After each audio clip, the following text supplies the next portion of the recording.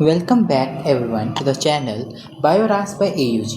आज हम lecture number 2 of plant kingdom start करने वाले हैं विच इज़ ब्रायोफाइट्स। अगर आपको मेरी एक्सप्लेनेशन पसंद आए तो please like share and subscribe to my channel Bioras by AUG और इस तरह से आप ऐसी और वीडियोस पाने के लिए बेल आइकन को भी ज़रूर प्रेस कर दें। Thank you. अब शुरू करते हैं। I will request you all to open your NCERTs। हम स्टार्ट करते हैं विद ब्रायोफाइट्स। ब्रायोफाइट्स की अगर हम बात करें, इनके अंदर क्या क्या आते हैं। सबसे पहले NCERT की यही लाइन है, मैंने यहाँ पर NCERT के कटिंग्स लिए हैं यहाँ पर। तो देखो ब्रायोफाइट्स जो होते हैं इनके अंदर क्या क्या आते हैं। सबसे पहले मोसिस और लिवरवॉर्ट्स आते हैं, याद रखना 2 मेंबर्स आते हैं इनके अंदर। और ये कहाँ पाए जाते हैं, ये कॉमनली कहाँ ग्रो करते हैं, मॉइस्ट शेडेड एरियाज में ग्रो करते हैं हिल्स की। ऐसा इसलिए क्योंकि इनको क्या चाहिए होता है, वाटर चाहिए होता है फॉर फर्टिलाइजेशन। इनको वाटर की ज़रूरत होती है फॉर फर्टिलाइजेशन। मतलब ये उगते तो ज़मीन पर हैं, ऐसा नहीं है कि लैंड पर नहीं उग रहे, पानी में उग रहे, नहीं। एल्गी की तरह पानी में नहीं उग रहे। एल्गी में क्या होता है, वो पानी में ही पाए जाते हैं और उनको पानी ही चाहिए होता है फर्टिलाइजेशन के लिए। लेकिन ये जो होते हैं ये लैंड पर रहते हैं, ये ज़मीन पर रहते हैं, पानी में नहीं मिलते, लेकिन इनको पानी चाहिए होता है फर्टिलाइजेशन के लिए। लेकिन प्लांट्स हैं, ये ऐसे चल तो नहीं सकते जैसे एम्फीबियंस चलते हैं। तो इसलिए क्या करते हैं, ये ऐसी जगह चुनते हैं जो कि ज़मीन तो है पर वहाँ पर हल्का हल्का मॉइस्चर भी है जिससे फर्टिलाइजेशन हो सके। यही रीज़न है कि इनको हम एम्फीबियंस भी बोलते हैं प्लांट किंगडम का। बिकॉज देखो हमने पढ़ा था एम्फीबियंस क्या होते हैं। एम्फीबियंस ऐसे एनिमल्स होते हैं जिनको क्या चाहिए होता है, जो कि ज़मीन पर रहते हैं लेकिन पानी चाहिए होता है फर्टिलाइजेशन के लिए, उनको बोलते हैं एम्फीबियंस। और ये भी यही नेचर शो करते हैं, इनको भी पानी चाहिए फर्टिलाइजेशन के लिए लेकिन उगते ही ज़मीन पर है। तो इसलिए इनको हम एम्फीबियंस ऑफ प्लांट किंगडम भी कहते हैं। ये आपको याद रखना कि एम्फीबियंस ऑफ प्लांट किंगडम आपको पूछ सकते हैं किनको कहते हैं amphibians of plant kingdom. Amphibians of plant kingdom किनको कहते हैं, ब्रायोफाइट्स को कहते हैं। ठीक है, इन्हीं को कहते हैं, वेरी इंपॉर्टेंट। ठीक है, यही रीज़न है कि ये जो है कहाँ पाए जाते हैं, मोस्ट शेडेड एरियाज में पाए जाते हैं, हिल्स की। ठीक है, और वैसे भी मॉइस्ट शेडेड एरियाज में मिलते हैं, ज़रूरी नहीं सिर्फ हिल्स में मिले, और भी जगह पर मॉइस्ट शेडेड एरियाज में मिलते हैं, जैसे झरनों के पास भी मिल सकते हैं ये। ठीक है, जैसे देखो मैंने यहाँ पर पिक्चर लाई है, यहाँ पर देखो, यहाँ पर ये जो उग रहे हैं, ये ग्रीन ग्रीन दिख रहे हैं, ये सारे क्या हैं, ये सारे आपके ब्रायोफाइट्स हैं। ये सब ब्रायोफाइट्स हैं आपके। और यहाँ पर देखो मॉइस्चर है, ये ना पहाड़ का सीन है। ठीक है, देखो यहाँ पर लिखा भी है माउंटेन। ठीक है, तो माउंटेन पर उग रहे हैं ये, तो पहाड़ का सीन है, पहाड़ के ऊपर देखो उग रहे हैं ये। तो इस तरह से उगते हैं, जो शेडेड एरियाज होते हैं जहाँ पर धूप नहीं पहुँचती इतने, जहाँ पर मॉइस्चर होता है वहाँ पर उगते हैं। ठीक है, याद रखना। यही यहाँ पर लिखा है कि bryophytes are also called as amphibians of plant kingdom because these plants can live in soil but are dependent on water for sexual reproduction. मैंने यही बात तो बोली कि इनको फर्टिलाइजेशन के लिए पानी की ज़रूरत है। ठीक है, इनके जो गैमीट्स हैं वो पानी के थ्रू जो है फर्टिलाइज करते हैं, मतलब वो चल के जाते हैं पानी के थ्रू, जो इसके स्पर्म्स होते हैं वो चल के जाते हैं और ओवा से जाकर फर्टिलाइज करते हैं। तो याद रखना, इनको पानी की ज़रूरत होती है फर्टिलाइजेशन के लिए। They usually occur in damp, humid and shaded localities. They play an important role in plant succession on bare rocks and soil. ये हम इकोलॉजी में पढ़ेंगे। एक टर्म होती है जिसको बोलते हैं इकोलॉजिकल सक्सेशन। एक टर्म होती है जिसको क्या बोलते हैं, इकोलॉजिकल सक्सेशन। इकोलॉजिकल सक्सेशन क्या होता है, देखो जैसे आपके पास एक बेयर रॉक है, ये क्या है, एक बेयर रॉक, एक चट्टान है, एक बड़ी सी रॉक है, पत्थर है। ठीक है, ये क्या होगा, ये with in a very long period of time, ऐसा नहीं कि बहुत कम समय में, बहुत ज़्यादा समय लग जाता है, मिलियंस एंड ट्रिलियंस ऑफ साल लग जाते हैं। लेकिन यही बेयर रॉक जो होती है वो सॉइल बन जाती है जिसके ऊपर क्या होता है, पेड़ उगते हैं, जिसके ऊपर पूरा का पूरा जंगल बसता है। तो ये कैसे होता है, ऐसा नहीं कि अभी हो जाएगा, ये कई हज़ारों साल लगेंगे, कई मिलियंस बिलियंस ईयर्स लगेंगे तब जाकर ऐसा होगा। तो उसके लिए क्या होता है, देखो यहाँ पर सबसे पहले क्या होते हैं, कुछ कुछ लाइकन्स उगते हैं। ठीक है, थोड़े बहुत मोसेस उगते हैं, ब्रायोफाइट्स उगते हैं। मोसेस ब्रायोफाइट्स के तो मेंबर हैं, तो ब्रायोफाइट्स उगते हैं और वो क्या करते हैं, धीरे धीरे वो आते हैं। तो इनको हम पायोनियर स्पीशीज़ बोलते हैं। पायोनियर स्पीशीज़ यानी जो सबसे पहले आए। तो होता क्या है, रॉक कैसे कन्वर्ट हुई उसी की बात होती है। तो सबसे पहले यहाँ पर लाइकन्स और ब्रायोफाइट्स उगते हैं। ठीक है, और धीरे धीरे क्या होता है, पहले तो ये उगते हैं, फिर इनके ऊपर है ना। फिर जो इनके ऊपर होते हैं कौन, टेरिडोफाइट्स वगैरह, वो यहाँ पर उगने लगते हैं। फिर धीरे धीरे क्या होता है, क्योंकि ये लाइकन्स ना कुछ कुछ एंजाइम्स भी इनके ऊपर थ्रो करते हैं, जिससे क्या होते हैं ये टूटने लगते हैं, ये पार्टिकल छोटे छोटे पार्टिकल्स में टूटने लगते हैं, धीरे धीरे सोयल बनने लगते हैं। तो इस तरह से हम ये पढ़ेंगे इकोलॉजिकल सक्सेशन। तो याद रखो जो आपके ब्रायोफाइट्स होते हैं ना, ये plant succession on the bare rocks और सॉयल में बहुत इंपॉर्टेंट रोल प्ले करते हैं। ये हम इकोलॉजी में पढ़ेंगे, आपको इकोलॉजी में और अच्छे समझ में आएगा, है ना। वहाँ पर हम पढ़ते हैं कि कैसे एक बेयर रॉक जो है वो एक सॉइल में कन्वर्ट हो जाती है, जिसके ऊपर पूरा का पूरा जंगल बसता है, ठीक है। तो कैसे कन्वर्ट होती थी हम वहाँ पर पढ़ेंगे कि भाई सबसे पहले लाइकन्स आते हैं, ब्रायोफाइट्स आते हैं वहाँ पर, उसके ऊपर उगते हैं, ठीक है। इनको हम पायनियर स्पीशीज़ बोलते हैं। फिर उसके बाद वहाँ पर आपके टेरिडोफाइट्स वगैरह उगने लगते हैं, है ना। फिर आपके पास थोड़े और हायर प्लांट्स उगने लगते हैं। फिर बाद में जाके आपके जिम्नोस्पर्म्स एंजियोस्पर्म्स वगैरह आते हैं। तो इस तरह से हम पढ़ते हैं कि भाई इस तरह से प्लांट का सक्सेशन होता रहता है, इकोलॉजिकल सक्सेशन इसको बोलते हैं। तो ये हम आगे भी पढ़ेंगे, देखो मैं लाया हूँ इसका डायग्राम भी लाया हूँ, ये देखो, ये हम आगे भी डिस्कस करेंगे। तो अभी अगर आपको समझ नहीं आया तो हम आगे इसी को दोबारा रिपीट भी करेंगे, ठीक है। अब देखो जो प्लांट बॉडी होती है ब्रायोफाइट्स की, it is more differentiated than that of algae. ये तो कॉमन सी बात है भाई। देखो मोर डिफरेंशिएटेड होने के यहाँ पर दो मतलब हो सकते हैं। या तो आप कह सकते हो उनके स्ट्रक्चर्स मोर प्रॉपर्ली दिख रहे हैं आपको, है ना, उनकी जो रूट्स वगैरह हैं, हालांकि इनके पास ट्रू रूट्स नहीं है, पर वैसे जो इनके ट्रू रूट लाइक स्ट्रक्चर्स वगैरह हैं, जो लीफ लाइक स्ट्रक्चर्स हैं, वो ज़्यादा और अच्छी तरह दिखेंगे आपको और प्रॉपर्ली दिख रहे हैं, है ना। इसको आप इस तरह से ले सकते हो डिफरेंशिएटेड से, या फिर आप ऐसे समझ सकते हो कि यहाँ पर और अलग अलग तरह के यहाँ पर आपको डिवीजन ऑफ लेबर देखने को मिलेगा, तो उसको भी यहाँ पर आप डिफ्रेंशिएशन से समझ सकते हो। बेसिकली देखो सिंपल सी बात है, हमने क्या पढ़ा, पहले एल्गी आते हैं, फिर ब्रायोफाइट्स आते हैं, फिर टेरिडोफाइट्स आते हैं, फिर जिम्नोस्पर्म्स आते हैं, फिर एंजियोस्पर्म्स आते हैं। यही ऑर्डर ना इनकी एडवांसमेंट का भी होता है। जैसे जैसे हम आगे जाते रहते हैं तो एडवांस होते जा रहे हैं, हमारे जो डिविजन्स हैं, जो हमारे ग्रुप्स हैं, वो एडवांस होते जा रहे हैं। तो ये तो ऑब्वियस सी बात है कि जो आपकी एल्गी है वो सबसे बेस वाले हैं, है ना, ये सबसे बेसिक ग्रुप है। तो इससे जो आपके ब्रायोफाइट्स हैं वो ज़्यादा डिफरेंशिएटेड होंगे, टेरिडोफाइट्स ब्रायोफाइट्स से ज़्यादा डिफरेंशिएटेड होंगे, जो जिम्नोस्पर्म्स हैं वो टेरिडोफाइट्स से ज़्यादा डिफरेंशिएटेड होंगे, जो एंजियोस्पर्म्स हैं वो जिम्नोस्पर्म्स से ज़्यादा डिफरेंशिएटेड होंगे। तो ये तो बात है ही, ठीक है। तो ये बात आपको याद रखनी है कि जो आपके ब्रायोफाइट्स होते हैं वो एल्गी से ऑब्वियसली ज़्यादा डिफरेंशिएटेड होंगे, ऐसे टेरिडोफाइट्स ब्रायोफाइट्स से ज़्यादा डिफरेंशिएटेड होगा।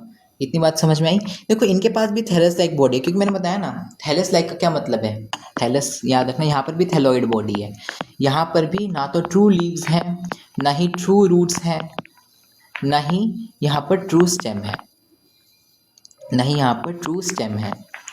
यहाँ पर कुछ भी नहीं है, ना ट्रू लीव्स है, ना ही ट्रू रूट्स है, ना ही ट्रू स्टेम है, ठीक है। यहाँ पर कुछ भी नहीं है इन तीनों में से। तो याद रखना यहाँ पर आप true leaves, true stems, true roots किनको बोलते हैं, जहाँ पर वेस्कुलर बंडल प्रेजेंट होता है, जहाँ पर जाइलम फ्लोएम प्रेजेंट होता है। तो यहाँ पर क्योंकि जाइलम और फ्लोएम एब्सेंट होते हैं, तो इसलिए यहाँ पर ये कोई भी नहीं है, है ना। यहाँ पर जाइलम और फ्लोएम क्या है, एब्सेंट, इसलिए यहाँ पर इनमें से कोई भी नहीं है, ठीक है। तो इस तरह से यहाँ पर भी थैलोइड बॉडी मिलती है, ठीक है। क्योंकि हमने पढ़ा था जो जाइलम और फ्लोएम होते हैं वो कहाँ से आने शुरू होते हैं, वो टेरिडोफाइट्स से आने शुरू होते हैं। तो ब्रायोफाइट्स एंड एल्गी इन दोनों के पास क्या होंगे, थैलोइड बॉडी होगी। अच्छा ये प्रोस्टेट भी हो सकते हैं, इरेक्ट भी हो सकते हैं। प्रोस्टेट यानी ज़मीन से लगे हुए भी हो सकते हैं, है ना, ज़मीन के ऊपर लेटे हुए भी हो सकते हैं, इसको बोलते हैं प्रोस्टेट। और इस तरह से ज़मीन से उठे हुए भी हो सकते हैं, खड़े हुए भी हो सकते हैं ज़मीन से, विच इज़ इरेक्ट। जैसे कि देखो अगर मैं बात करूँ आपकी ये लीवर वॉट्स की, तो लीवर वॉट्स जो होते हैं वो ज़मीन से लगे हुए होते हैं। भाई अगर मैं बात करता हूँ, देखो ये भी आपके ब्रायोफाइट्स ही हैं, इनका नाम होता है फ्यूनेरिया। ये देखो ये ज़मीन से उठे हुए हैं, ये जो है ज़मीन से उठे हुए हैं, खड़े हुए हैं ना, ये इरेक्ट हैं। वहीं जो आपके लीवर वोट्स हैं ये ज़मीन के ऊपर चिपके हुए से हैं, है ना, ये ज़मीन के ऊपर लेटे हुए से हैं। तो याद रखना इसको बोलते हैं प्रोस्टेट, और जो खड़ा हुआ है ज़मीन के ऊपर उसको बोलते हैं इरेक्ट, है ना। ये सबस्ट्रेटम से अटैच्ड भी हो सकते हैं, है ना, बाय यूनिसेलुलर और मल्टीसेलुलर राइजोइड्स। देखो यहाँ पर जो रूट लाइक स्ट्रक्चर्स होते हैं उनको क्या बोलते हैं, राइजोइड्स। तो यहाँ पर इस तरह से क्या होते हैं, रूट लाइक स्ट्रक्चर्स होते हैं इनके पास, जिनको बोलते हैं राइजोइड्स। ये जो राइजोइड्स होते हैं ये यूनिसेलुलर भी हो सकते हैं, मल्टीसेलुलर भी हो सकते हैं। कुछ स्पीशीज़ में जो होते हैं यूनिसेलुलर होते हैं और कुछ में मल्टीसेलुलर होते हैं। मैंने बताई दी इनमें ना, क्योंकि देखो थैलोइड है, थैलोइड क्यों बोल रहे हैं, क्योंकि इनके पास ना तो ट्रू रूट्स हैं, ना ही ट्रू स्टेम है, ना ही ट्रू लीव्स हैं, ठीक है। तो ये क्या प्रोसेस करते हैं, ये ट्रू तो प्रोसेस ही नहीं करते, तो इसलिए इस कारण से ये root like structures, leaf like structures, stem like structures process करेंगे। यहाँ पर देखो, यहाँ पर जो मेन प्लांट बॉडी होती है वो गैमेटोफिटिक होती है। देखो यहाँ पर आपको किस तरह की लाइफ साइकिल, मैंने आपको पिछले उसमें बताया था कि प्लांट की लाइफ साइकिल होती है, उसमें एक तो गैमेटोफिटिक स्टेज होती है, एक स्पोरोफिटिक स्टेज होती है ना। जो गैमेटोफिटिक स्टेज होती है वो हैप्लॉइड होती है, जो स्पोरोफिटिक स्टेज होती है वो डिप्लॉइड होती है। और हमने ये भी देखा था एल्गी में जो होती है वो हैप्लॉन्टिक होती है, यानी वहाँ जो मेन प्लांट बॉडी होती है वो गैमेटोफाइट होती है। यहाँ पर आपको हैप्लॉन्टिक नहीं देखने को मिलती लाइफ साइकिल, यहाँ पर आपको हैप्लोडिप्लॉन्टिक देखने को मिलती है, हैप्लोडिप्लॉन्टिक लाइफ साइकिल देखने को मिलती है। यानी यहाँ पर क्या होगा, आप जो है स्पोरोफाइट को, जो डिप्लॉइड स्ट्रक्चर है स्पोरोफाइट, उसको थोड़ी सी इज्जत दे रहे हो, ठीक है। वो यूनिसेलुलर नहीं है, वो है तो मल्टी सेलुलर, आप थोड़ी सी उसको इज्जत दे रहे हो, ठीक है। लेकिन यहाँ पर वो डिपेंडेंट रहने वाला है हैप्लॉइड स्ट्रक्चर के ऊपर, इसलिए इसको हमने बाद में लिखा है। देखो हैप्लो पहले लिखा है, डिप्लो बाद में लिखा है, वो डिपेंडेंट रहने वाला है। डोमिनेंट यहाँ पर हैप्लो वाला आपका होगा ना, हैप्लॉइड स्ट्रक्चर जो है वो होगा विच इज़ गैमेटोफाइट। यानी यहाँ पर भी जो आपकी मेन प्लांट बॉडी है, यहाँ पर भी जो आपकी मेन प्लांट बॉडी है वो गैमेटोफाइट ही रहने वाली है, यहाँ पर भी गैमेटोफाइट रहने वाली है। बस हाँ ये है कि आपने यहाँ पर जो आपका स्पोरोफाइट है उसको थोड़ी सी इज्जत दे दी, उसको आपने मल्टी सेलुलर बना दिया, यूनिसेलुलर नहीं छोड़ा। तो यहाँ पर गैमेटोफाइट होती है विच इज़ एन, हैप्लॉइड होगी, ठीक है। तो यहाँ पर हैप्लोडिप्लॉन्टिक लाइफ साइकिल होती है। देखो हैप्लो पहले लिख रहे हो, डिप्लो बाद में लिख रहे हो, यानी यहाँ पर जो हैप्लॉन्टिक स्ट्रक्चर होता है, जो हैप्लॉइड स्ट्रक्चर होता है विच इज़ गैमेटोफाइट, वो उसकी डोमिनेंस रहने वाली है स्पोरोफाइट के ऊपर विच इज़ डिप्लॉइड स्ट्रक्चर। यानी यहाँ पर जो आपका डिप्लॉइड स्ट्रक्चर है स्पोरोफाइट, वो डिपेंडेंट रहने वाला है haploid structure which is gametophyte पर, है ना। यानी यहाँ पर जो मेन प्लांट बॉडी है वो गैमेटोफाइट रहने वाली है, क्योंकि स्पोरोफाइट तो डिपेंडेंट है। तो अगर गैमेटोफाइट नहीं रहेगा तो स्पोरोफाइट नहीं रहेगा, तो मेन प्लांट बॉडी स्पोरोफाइट तो नहीं हो सकती ना, कौन है, गैमेटोफाइट। अगर प्लेन प्लांट बॉडी गैमेटोफाइट है तो वो क्या काम करेगी, जो main plant body it is haploid, है ना, तो वो क्या करेगी, गैमीट्स बनाएगी, है ना, हैंस कॉल्ड गैमेटोफाइट, ठीक है। जो सेक्स ऑर्गन्स है ब्रायोफाइट्स पे, देखो वो मल्टी सेलर भी हो सकते हैं, वो मल्टी सेलर होते हैं, देखो है ना, याद रखना। जो आपके ब्रायोफाइट्स के ऊपर जो सेक्स ऑर्गन्स प्रेजेंट होते हैं वो कौन से होते हैं, मल्टी सेलर होते हैं। इनको क्या बोलते हैं हम, याद रखना, जो मेल सेक्स ऑर्गन होते हैं उनको हम एंथरीडियम बोलते हैं, और जो फीमेल सेक्स ऑर्गन होते हैं उनको हम आर्चिगोनियम पढ़ते हैं। देखो अभी हम लाइफ साइकिल पढ़ेंगे, इसलिए मैं यहाँ पर ऐसे अंडरलाइन करके बता रहा हूँ, क्योंकि अभी हम डिटेल में लाइफ साइकिल पढ़ने वाले हैं अभी थोड़ी देर में, तो उसमें आपको और अच्छे से समझ में आ जाएगी ये चीज़ कि सेक्स ऑर्गन्स का क्या मतलब है, एंथरीडियम का क्या मतलब है, आर्चिगोनियम का क्या मतलब है, एंथीरोजोइड्स का क्या मतलब है, ठीक है। तो याद रखना, ये आपको और ऐसे समझ में आएगी। जो मेल सेक्स ऑर्गन्स होते हैं उनको एंथरीडियम बोलते हैं, जो फीमेल सेक्स ऑर्गन्स होते हैं उनको आर्चिगोनियम बोलते हैं। जो एंथरीडियम होते हैं उनके अंदर बाइफ्लैजिलेटेड मेल गैमीट्स बनते हैं जिनको बोलते हैं हम एंथीरोजोइड्स, और जो आपके फीमेल सेक्स ऑर्गन होते हैं आर्चिगोनियम, ये फ्लास्क शेप्ड होते हैं, सुराही जैसे होते हैं, और इनके अंदर एक सेल बनता है, एक एग बनता है। अब देखो जो आपके एंथीरोजोइड्स होते हैं ये पानी में रिलीज होते हैं, और ये क्या करते हैं, पानी के थ्रू ये जाते हैं किसके पास, आर्चिगोनियम के पास, और वहाँ जाकर ये क्या करते हैं, एंथीरोजोइड्स यानी स्पर्म्स बेसिकली इसके, है ना, ये क्या करते हैं, वहाँ जाकर जो एग होता है उसको फर्टिलाइज करते हैं। ये हम पढ़ने वाले डिटेल में, इसलिए मैं सिर्फ अंडरलाइन करा रहा हूँ, तो टेंशन मत लेना। एंड एंथीरोजोइड जो होता है वो फ्यूज़ करता है with the egg to produce zygote. Zygote जो होता है वो रिडक्शनल डिवीजन मियोसिस में एकदम से नहीं जाता, पहले वो क्या करता है, माइटोसिस करता है, वो एक मल्टी सेलुलर बॉडी बनाता है जिसको क्या बोलते हैं, स्पोरोफाइट। हमने पढ़ा था ना कि यहाँ पर जो स्पोरोफाइट है उसको हम थोड़ी सी इज्जत दे रहे हैं, बस ज़्यादा नहीं देनी, अभी भी वो डिपेंडेंट ही होगा, ज़्यादा नहीं देनी। तो यहाँ पर आप क्या करोगे, ज़्यादा इज्जत नहीं दोगे, यहाँ पर वो डिपेंडेंट ही रहने वाला है उसके ऊपर। लेकिन हाँ यूनिसेलर की जगह मल्टी सेलर हो गया। जो स्पोरोफाइट है वो यहाँ पर नॉट फ्री लिविंग, बताया ना, डिपेंडेंट है। डिपेंडेंट का मतलब क्या, उसके ऊपर चिपका हुआ है, वो खाना उसी से ले रहा है, नरिशमेंट उसी से ले रहा है। डिपेंडेंट का मतलब यही तो होता है, तो वही चीज़ उन्होंने लिखी है कि वो फ्री लिविंग नहीं है, डिपेंडेंट है वो, है ना। और वो क्या है, वो फोटोसिंथेटिक गैमेटोफाइट पर अटैच है और उसी से न्यूट्रिशन लेता है, उसी से नरिशमेंट लेता है, उसी पे डिपेंडेंट है। यही बात तो हमने पढ़ी, और क्या पढ़ा, some cells of the sporophyte undergo reductional division meiosis to produce haploid spores. बाद में जाकर क्या होता है, जो स्पोरोफाइट होते हैं उसके कुछ सेल्स जो हैं उनमें मियोसिस होती है, रिडक्शनल डिवीजन होती है, और उससे स्पोर्स बनाते हैं। हमने कल इतनी बार लाइफ साइकिल पढ़ी है ना, ये मतलब इतनी बार तो नहीं, चलो हमने पढ़ी है लाइफ साइकिल, है ना। तो याद रखना, उसमें मैंने बताया था स्पोरोफाइट जो होते हैं उससे क्या बनते हैं, स्पोर्स बनते हैं, और कैसे बनते हैं, मियोसिस से। यही बात इन्होंने यहाँ लिखी है। सब में मैंने बताया ना, वो जो है वो कॉमन लाइफ साइकिल है, वो सब में सेम चलने वाली है। तो अगर आपको वो याद हो गया ना, वो देख लेना, 2 मिनट का है वो सेक्शन है ना। उसको अगर आपने कर लिया तो आपको लाइफ साइकिल्स में कोई दिक्कत नहीं रहने वाली। ये जो स्पोर्स होते हैं ये प्रोड्यूस करते हैं बाद में जाकर, जब ये जर्मिनेट कर जाते हैं गैमेटोफाइट को, ठीक है। ये अभी हम देखने वाले हैं, टेंशन मत लेना, ये अभी हम लाइफ साइकिल अच्छे से डिटेल में दोनों की देखने वाले हैं, तो उसमें आपको फिर उसके बाद ये अच्छे से क्लियर हो जाएगा पैरा, कोई टेंशन नहीं रहने वाली। अब देखो जो ब्रायोफाइट्स होते हैं इनका जो होता है बहुत लिटल इकोनॉमिक इंपॉर्टेंस होता है, ज़्यादा इकोनॉमिकली इंपॉर्टेंट नहीं होते ये, हाँ पर थोड़ा बहुत होता है। क्या क्या होता है देखो, ये जो होते हैं ये हर्बेशियस मैमल्स को फूड प्रोवाइड कर देते हैं, मतलब जैसे आपकी गाय वगैरह होते हैं, बकरी वगैरह हो गई, तो वो इनको चर सकते हैं, उनके लिए चारे की तरह काम आ सकते हैं, है ना, उनको फूड प्रोवाइड कर सकते हो आप ब्रायोफाइट्स को यूज़ करके, है ना, बर्ड्स को एंड अदर मैमल एनिमल्स को। सिंपल सी बात है। तो अभी ना हम इसके 3 एग्जाम्पल पढ़ेंगे। देखो मैं आपको एग्जाम्पल याद करा ही देता हूँ, विच आर SPF से याद रख लो। देखो इसको आप ऐसे याद रख लो कि आपके पास ना इसमें 2 हैं, तो इसमें लिवरवॉर्ट्स आते हैं कि इसमें मोसिस आते हैं ब्रायोफाइट्स में, तो है ना 2 आते हैं, 2 तरह के ब्रायोफाइट्स होते हैं, एक तो लिवरवॉर्ट्स एक मोसिस। लिवरवॉर्ट्स इसलिए क्योंकि इनकी जो शेप होती है वो लीवर की तरह होती है, ठीक है, और मोसिस। तो देखो इसको आप ऐसे याद रखो, लिवरवॉर्ट को आप ऐसे याद रख लो कि आपके पास क्या है, एक लीवर है, इसका एग्जाम्पल याद करा रहा हूँ। उसके ऊपर ना आप एक गरम सा लाओ, क्या क्या लाओगे, एक गरम सी रोड ले आओ, और उस रोड से ना नाइकी का एक मार्क लगा दो। तो मार्क से याद रख लो मार्केंशिया। आपने क्या किया, आपने एक लीवर लिया और लीवर के पीस पे आपने गरम गरम रोड से गरम एक सुराही से आपने क्या किया, इसके ऊपर एक मार्क लगा दिया, नाइकी का मार्क लगा दिया। तो मार्क से याद रख लो मार्केंशिया। इसका एग्जाम्पल आपको एक ही याद रखना है, मार्केंशिया।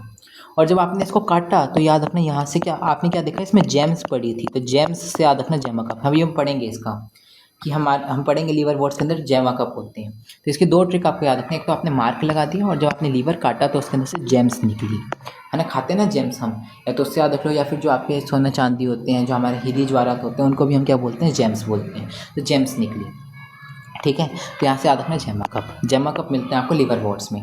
मोसिस की अगर हम बात करें, इसको आप कैसे याद रखोगे, इसके एग्जांपल्स को, इसका एक ही एग्जांपल है मार्केंशिया लिवर वॉर्ट्स का। मोसिस का कैसे याद रखोगे, देखो मोसिस जो होते हैं वो बहुत सॉफ्ट होते हैं। जब आप मोसिस का नाम सुनते हैं आपको ऐसा फील होता है आप बहुत सॉफ्ट है। तो इतना सॉफ्ट क्यों है, ऐसे याद रखो, क्योंकि ये क्या करता है, बहुत ज़्यादा प्रोटीन खाता है ना। इतना सॉफ्ट है क्योंकि ये बहुत ज़्यादा प्रोटीन खाता है, या फिर आप ये कह सकते हो ये प्रोटीन में रिच है। हालांकि ऐसा नहीं है, ये प्रोटीन में कोई रिच नहीं है, इसके अंदर कोई प्रोटीन नहीं मिलता, पर इससे हम एक चीज़ याद रखेंगे आगे जाके, प्रोटीन से हम एक चीज़ याद करेंगे, ठीक है। और दूसरा आप याद रखो कि ये इतना सॉफ्ट क्यों, क्योंकि स्किन केयर करता है। स्किन केयर करता है तो ये क्या कराता होगा, सनस्क्रीन लगाता होगा, और सनस्क्रीन में क्या होगा, एक SPF होगा। SPF क्या होता है, सन प्रोटेक्शन फैक्टर, है हमें पता है। SPF क्या होता है, सन प्रोटेक्शन फैक्टर, SPF। तो देखो यहाँ पर क्या होगा, S से क्या आएगा, स्फैग्नम, P से आएगा पॉलीट्राइकम, F से आएगा फ्यूनेरिया, SPF। याद रखना इसके 3 एग्जाम्पल हैं, स्फैग्नम, पॉलीट्राइकम एंड फ्यूनेरिया। तो याद रखना यह मैंने एग्जाम्पल क्यों याद कराए हैं, क्योंकि यहाँ पर इसके एग्जाम्पल दे रखे हैं इकोनॉमिक इंपॉर्टेंस में। तो देखो जो स्फैग्नम होते हैं ना, उसकी जो स्पीशीज़ होती हैं, ये एक तरह का मोस होता है। ये क्या करता है, पीट प्रोवाइड करता है, that have been used as fuel and as packing material for transshipment of living material because of their capacity to hold water. देखो जो स्फैग्नम होती है ना, हमने किसमें पढ़ा है इसको, मोसिस के एग्जाम्पल में पढ़ा है। एस से क्या आएगा, याद रखना स्फैग्नम, एस से क्या आएगा स्फैग्नम, ठीक है। पी से क्या आएगा पॉलीट्राइकम, एफ से आएगा फ्यूनेरिया, अब देखो यहाँ पर आपको याद रखना कि जो हमारी स्फैग्नम होती है ना, इसको हम पीट मोस भी बोलते हैं, ठीक है, इसको हम पीट मोस भी बोलते हैं, क्योंकि ये क्या करते हैं, इससे ना हमें पीट मिलती है। जब ये स्फैग्नम जो होता है ये सड़ जाता है और इस तरह से कॉम्पैक्ट हो जाता है, तो ये पीट बना लेता है। देखो ये पीट दिख रही है, ये मैं डायग्राम नहीं आया हूँ, ये देखो नदी के किनारे आपको इस तरह से पीट मिल रही है, ये काले काले दिख रहे हैं, जो ये पीट है, ये सारी क्या है, ये जो है आपके स्फैग्नम, ये पीट बना रहे हैं। तो यहाँ से आपको पीट मिलता है।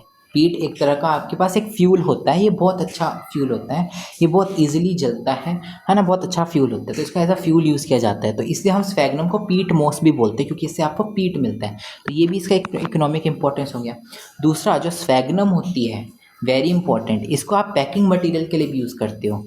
ये क्या करते हैं, देखो जैसे मान लो आपको क्या करना है, कोई लिविंग टिश्यू है ना, एक जगह से दूसरी जगह ट्रांसशिप करना है, या फिर आपको क्या करना है, कोई भी प्लांट को, किसी पौधे को ट्रांसशिप करना है, तो आपको क्या करना पड़ेगा, ताकि वो सूखे ना पौधा, तो उसकी जड़ों को कंटिन्यूसली आपको पानी प्रोवाइड करना पड़ेगा, यानी उसके लिए आपको क्या चाहिएगा कि उसकी रूट्स को कंटिन्यूसली पानी मिले। तो उसके लिए हम क्या करते हैं, यहाँ पर स्फैग्नम को यूज़ करते हैं। जो हमारी यूनिवर्सिटी है उसको हम स्फैग्नम को यहाँ पर हम यूज़ करते हैं।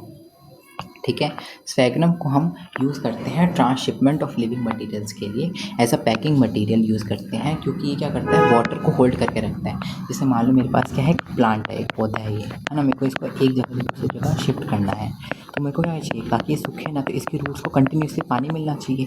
तो हम क्या करते हैं, जैसे आपने क्या किया, यहाँ पर पीट मोस भर दी भरी बहुत सारी, और इसमें पानी डाल देते हैं थोड़ा सा, क्योंकि ये पानी होल्ड कर सकता है ना, इसमें से पानी जो है वो भाग के कहीं निकलेगा नहीं, ये पानी को होल्ड कर सकता है।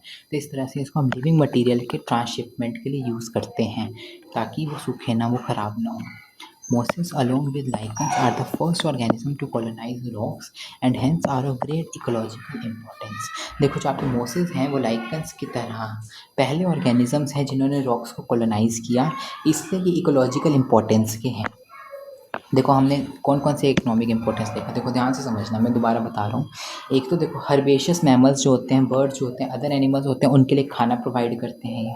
दूसरा जो आपकी स्फैग्नम होती है, इसको हम पीट मॉस भी बोलते हैं। स्फैग्नम किसका एग्जाम्पल है, मोसेस का एग्जाम्पल है। इसको हम पीट मॉस भी बोलते हैं क्योंकि इससे आपको पीट मिलती है। पीट क्या होता है, ये एक अच्छा फ्यूल होता है। ये मेरी पीट, ये देखो मैंने पीट दिखाई है, ये नदी के किनारे मिलते हैं ये कैसे बनाते हैं, जब ये सड़ जाते हैं ना, गल जाते हैं ये और कॉम्पैक्ट हो जाते हैं, काले काले से पत्थर जैसे से, मतलब पत्थर तो नहीं कहेंगे इनको हम, एक बहुत ज़्यादा कॉम्पैक्ट से स्ट्रक्चर्स बना लेते हैं, बहुत कॉम्पैक्ट से मटेरियल बना लेते हैं जिनको पीट बोलते हैं। ये बहुत अच्छा जलते हैं, ये बहुत अच्छे फ्यूल्स होते हैं, तो इनको फ्यूल की तरह यूज़ किया जाता है।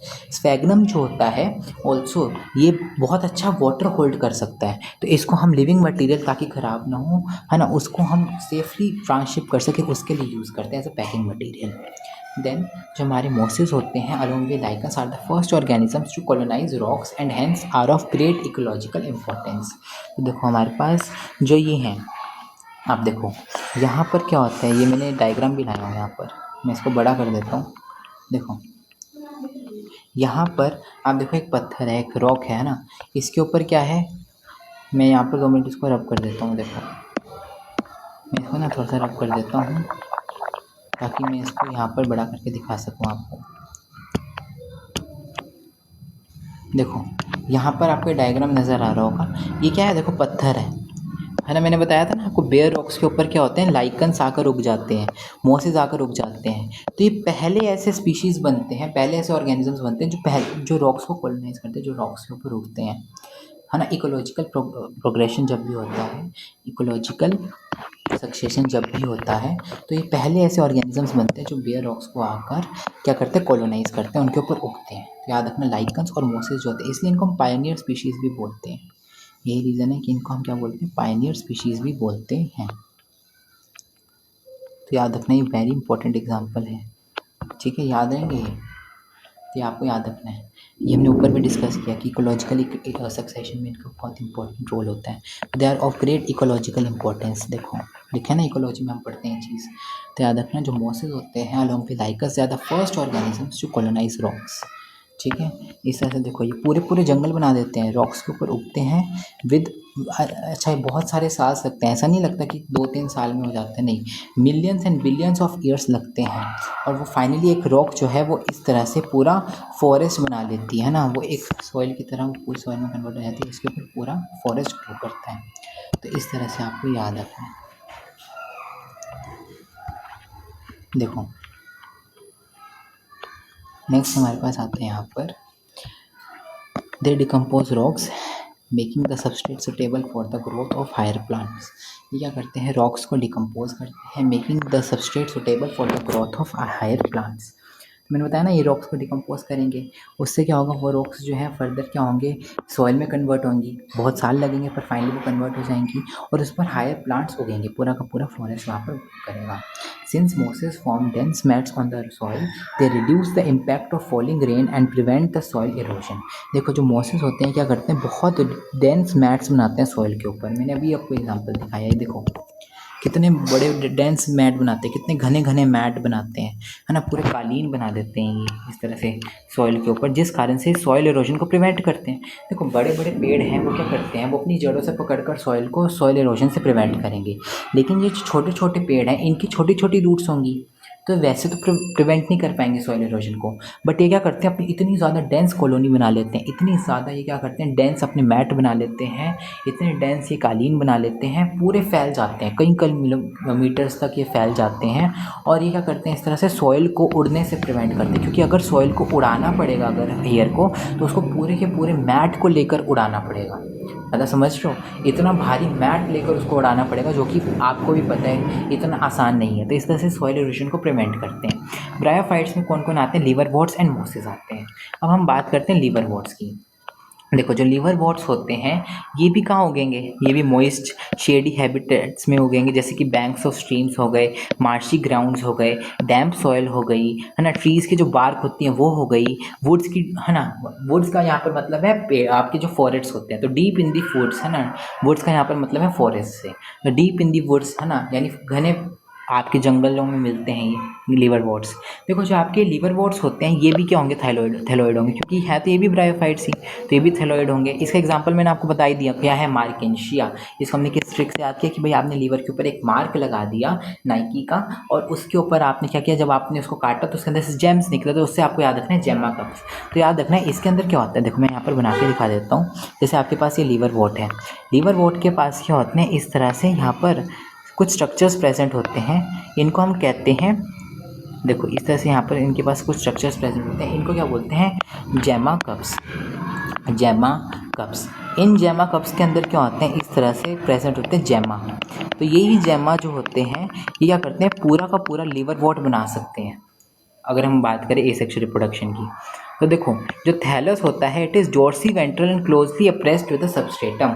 तो इसका जो थैलस होता है ये बहुत ज़्यादा ग्राउंड के साथ चिपका हुआ प्रेजेंट होता है ना। मैंने बताया ना प्रोस्ट्रेट भी हो सकते हैं, इरेक्ट भी हो सकते हैं। तो ये जो आपका लिवरवॉर्ट्स एग्जाम्पल होते हैं प्रोस्ट्रेट फॉर्म का एग्जाम्पल होता है, जहाँ पर ये बिल्कुल ज़मीन के साथ लेटा हुआ है, ज़मीन के ऊपर चिपका हुआ सा पड़ा है, ठीक है। तो जो थैलस है वो डोर्सी वेंट्रल है ना, यानी इस तरह से पड़ा हुआ है और closely appressed to the substrate है। The leafy members have tiny leaf like appendages in 2 rows on the stem like structures. देखो यहाँ पर क्या होते हैं, इस तरह से राइजोइड्स मिलते हैं साथ में, है ना, राइजोइड्स भी मिलते हैं जो कि यहाँ पर क्या होते हैं, रूट लाइक स्ट्रक्चर्स की तरह काम करते हैं। देखो यहाँ पर एनसीईआरटी का डायग्राम भी है, राइजोइड्स बनाया, देखो लिवरवॉर्ट्स हैं। अब देखो एसेक्सुअल रिप्रोडक्शन जो है take place by fragmentation of thallus. या तो क्या होता है इसका एक पीस टूट जाएगा यहाँ से, है ना, ये कट जाएगा और इससे क्या होगा, पूरा का पूरा एक लिवरवॉर्ट बन जाएगा। तो यहाँ एक तो फ्रेगमेंटेशन इसका एसेक्सुअल तरीका हो सकता है रिप्रोडक्शन का, या फिर ये क्या होते हैं इसके पास स्पेशल स्ट्रक्चर्स प्रेजेंट होते हैं जिनको बोलते हैं जेमा, है ना, सिंगुलर जेमा। ये जो जेमी होते हैं ये green multi cellular asexual birds होते हैं। मैंने बनाया ना, ये देखो जेमा कप्स हैं, इन जेमा कप्स के अंदर मैंने बनाया ना, देखो ये आपके पास एसेक्सुअल बर्ड्स पड़े होते हैं इसमें, इस तरह से। ये मल्टी सेलर है, ऐसा नहीं है यूनिसेलर है, ये मल्टी सेलर स्ट्रक्चर्स हैं, इनको क्या बोलते हैं, जेमा। तो जेमा कप्स के अंदर पड़े होते हैं जेमा। नाम से समझ में आता है कि जेमा कप्स वो कप्स है जिनके अंदर जेमा पड़े हुए हैं। तो ये मल्टी सेलर होते हैं, ग्रीन होते हैं, एसेक्सुअल बर्ड्स होते हैं। और ये कहाँ पाए जाते हैं, जो स्मॉल रिसेप्टिकल्स होते हैं जिनको बोलते हैं जेमा कप्स, उनके अंदर ये डेवलप करते हैं, लोकेटेड इन द थैलाई। मैंने बताया ना, देखो ये किसके अंदर डेवलप करते हैं, स्मॉल रिसेप्टिकल्स के अंदर डेवलप करते हैं जिनको बोलते हैं जेमा कप्स। तो जेमा कप्स के अंदर मिलते हैं ये, ठीक है, जो कि थैलाई के ऊपर ही प्रेजेंट है, इसका जो थैलोइड बॉडी है उसके अंदर ही प्रेजेंट है, ठीक है। जो आपके जेमा होते हैं they become detached from the parent body and germinate to form new individuals. होता क्या, देखो मान लो आपके पास कोई, देखो जब ये एसेक्सुअल रिप्रोडक्शन एक तो फ्रेगमेंटेशन से कर सकते हैं, दूसरा होता क्या है, ये पूरा का पूरा जेमा कप यहाँ से टूट जाता है ना, ये गिर जाएगा और इसमें से यहाँ से जेमा कप्स में से जो जेमा है वो निकल जाएंगे। ये जो जेमा है ये क्या है, एसेक्सुअल बर्ड्स। ये क्या करेंगे, ये पूरे के पूरे लिवरवॉर्ट को यहाँ से बना देंगे, है ना, ये जेमा कप्स जो है जर्मिनेट करेंगे और पूरा का पूरा लिवरवॉर्ट यहाँ से बना देंगे। During sexual reproduction, male and female sex organs are produced either on the same or different thalli. The sporophyte is differentiated into a food seta and capsule. After meiosis, spores are produced within the capsule. The spores germinate to form free living gametophyte. अब इसकी life cycle की बात करते हैं, ध्यान से सुनना, मैं बता रहा हूँ आपको लाइफ साइकिल कैसी होती है। देखो इसमें क्या होता है, अगर हम बात करें मार्केंशिया की, तो मार्केंशिया में क्या होता है, यहाँ पर आपके पास देखो जब आपके पास सेक्सुअल रिप्रोडक्शन होती है ना, तो इनमें क्या होते हैं, इस तरह से यहाँ पर कुछ स्ट्रक्चर बन जाते हैं जो इस तरह से होते हैं। देखो, मेल में अलग होते हैं, फीमेल में अलग होते हैं। देखो होता क्या है, जो आपका मार्केंशिया होता है ना, उसमें मेल गैमेटोफाइट और फीमेल गैमेटोफाइट अलग अलग होते हैं, तो वहाँ पर डायोशियस कंडीशन देखने को मिलती है। वहाँ पर जो आपके पास जो गैमेटोफाइट होता है वो यूनिसेक्सुअल होता है, उसके पास एक ही सेक्स ऑर्गन प्रेजेंट होता है। ठीक है, तो याद रखना वहाँ पर मेल और फीमेल गैमेटोफाइट अलग होंगे। तो मार्केंशिया की जब हम बात करते हैं, तो मार्केंशिया में मेल और फीमेल गैमेटोफाइट अलग होंगे। तो जो मेल गैमेटोफाइट है उसके पास कुछ इस तरह का स्ट्रक्चर मिलेगा, वहीं जो फीमेल गैमेटोफाइट है उसके पास कुछ इस तरह का स्ट्रक्चर मिलेगा। देखो बहुत डिफरेंट है ये, इस तरह से ये फीमेल गैमेटोफाइट है। ठीक है, देखो ये यहाँ पर डायग्राम भी देख रहे हैं एनसी का, देखो एनसीईआरटी का देखो, देखो ये फीमेल गैमेटोफाइट है, ये आपके पास मेल गैमेटोफाइट है। ठीक है, ये आपके पास मेल गैमेटोफाइट है, ये आपके पास फीमेल गैमेटोफाइट है। इनके पास इस तरह से देखो अम्ब्रेला लाइक स्ट्रक्चर्स प्रेजेंट है। ठीक है, अब ये अलग अलग होते हैं, मेल में अलग तरीके का दिखता है अम्ब्रेला लाइक स्ट्रक्चर, और फीमेल में अलग तरीका दिखता है। जैसे अगर मैं मेल की बात करूँ, देखो ये थोड़ा सा अजीब सा दिख रहा है। देखो इसका आप ऐसे याद रख लो, फीमेल है ना, तो यहाँ पर सुंदर हो गए फूल, है ना। फीमेल जो होती है वो ड्राइंग में अच्छी होती है, ऐसे याद रख लो। तो वो ऐसे सुंदर सुंदर फूल बनाएंगी। वहीं जो मेल है वो क्या करेंगे, जल्दबाजी में ऐसे ऐसे गंदे गंदे से फूल बना देंगे। तो ऐसे याद रख लो कि वहाँ पर जो इस तरह से छतरी मिलेगी वो ज़्यादा सुंदर सी मिलेगी फीमेल में, और वहीं मेल में जो होगी वो थोड़ी अजीब सी मिलेगी। इससे आप याद कर सकते हो इसको। ठीक है, अब देखो नेक्स्ट हम बात कर रहे हैं, इनमें क्या होता है। देखो ये जो आपके होते हैं अम्ब्रेला लाइक स्ट्रक्चर्स, इनके नाम होते हैं। अगर हम मेल की बात करें, इसको क्या बोलते हैं हम, इसको बोलते हैं हम एंथ्रीडियोफोर, एंथ्रीडियोफोर, एंथ्रीडियोफोर। वहीं फीमेल्स में इसको क्या बोलते हैं हम, आर्चिगोनियोफोर। क्या बोलते हैं इसको हम, आर्चिगोनियोफोर, आर्चिगोनियोफोर। अब ये जो होते हैं याद रखना, ये सेक्स ऑर्गन्स बियरिंग होते हैं। ठीक है, ये सेक्स ऑर्गन बियरिंग होते हैं। इनमें क्या होते हैं, इनके सेक्स ऑर्गन पड़े होते हैं। तो जैसे अगर मैं बात करूँ, देखो ये आपको दिख रहा होगा डायग्राम, मैं इसको बड़ा करके दिखा देता हूँ। जैसे देखो ये जो डायग्राम है ये मेल एंथ्रीडियोफोर का है। तो देखो यहाँ पर इस तरह से ना सेक्स ऑर्गन्स प्रेजेंट है। ये देखो, ये जो आपको छोटे छोटे दिख रहे हैं ना, इनके सेक्स ऑर्गन्स हैं। ये छोटे छोटे आपको दिख रहे हैं डॉटेड। ठीक है, तो ये सेक्स ऑर्गन्स हैं इसके।